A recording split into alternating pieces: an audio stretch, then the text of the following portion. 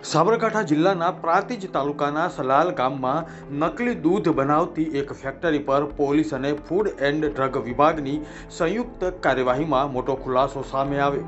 આરોપીઓએ detergent powder, urea અને અન્ય હાનિકારક રસાયણોનો ઉપયોગ કરીને નકલી દૂધ તૈયાર કરીને બજારમાં વેચાણ કરતા હતા। આ ઘટનાએ આખા જિલ્લામાં ભારે આક્રોશ ફેલાવ્યો છે।